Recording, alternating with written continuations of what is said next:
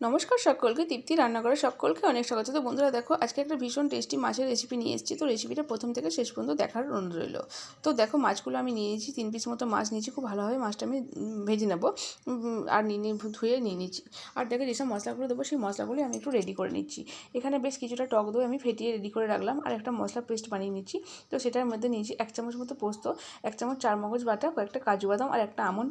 তো সেটা মিক্সিতে আমি ব্লেন্ড করে রাখলাম। এদিকে কড়াইয়ের তেলের মধ্যে ফোড়ন দিয়ে দিচ্ছি শুকনো গোটা মশলা, দিচ্ছি একটুখানি শুকনো লঙ্কা, একটু এলাচ, লবঙ্গ, দারচিনি আর পেঁয়াজ বাটাটা দিয়ে দিয়েছি।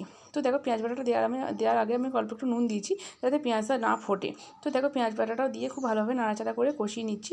আর এদিকে দিয়ে দিচ্ছি একটু আদা বাটা, একটু রসুন বাটা আর দিচ্ছি কাঁচা লঙ্কা। তো দেখো, সেটাও খুব ভালোভাবে কষিয়ে আমি ভেজে নেড়ে নিয়েছি। আর এদিকে যে মিক্সিতে আমি বাড়িতে দিয়ে মশলাটা করে দিয়েছিলাম, তো সেটাও দিয়ে খুব ভালোভাবে আমি মশলাটা নাড়াচাড়া করে কষিয়ে নেবো। যতক্ষণ না তেল ছাড়ে তো ততক্ষণ একটু নাড়াচাড়া করবো। যেহেতু কাজু বাদাম দিয়েছি, তোমরা কিন্তু গ্যাসের ফ্লেমটা কমিয়ে দিয়ে খুব ভালোভাবে নাড়াচাড়া করবে। যত নাড়াচাড়া করবে মশলাটার কিন্তু টেস্ট তত ভালো হবে। দিয়ে দিচ্ছি অল্প একটু জিরে গুঁড়ো আর অল্প একটু হলুদ গুঁড়ো। তো একটু মশলা বাটি দেওয়া জলটা সেটাও দিয়ে দিচ্ছি, দিয়ে আর একটু নাড়াচাড়া করে কষিয়ে নিচ্ছি। তো দেখো, তেলটা আমার সুন্দরভাবে কিন্তু ছেড়ে গেছে। তো দিয়ে দিচ্ছি এবার টক দই। তো টক দইটা দিয়েও খুব ভালোভাবে নাড়াচাড়া করে নেবো। দেখো, নাড়াচাড়া করছি, কালারটা কত সুন্দর আসছে দেখতে দেখতে।